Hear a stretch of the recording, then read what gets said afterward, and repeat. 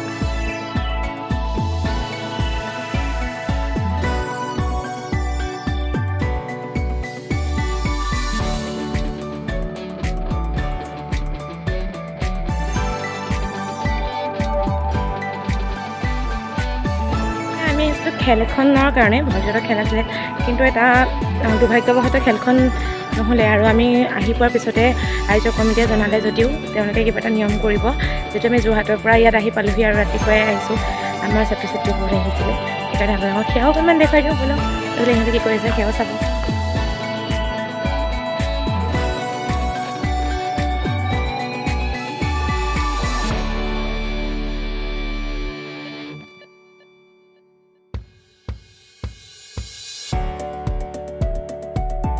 চামতা উচ্চ মাধ্যমিক বিদ্যালয়ৰ খেলপথাৰত জেগাখন বহুতেই ধুনীয়া। এই দেখিছে কিমান ধুনীয়া জেগা। ব্লগটো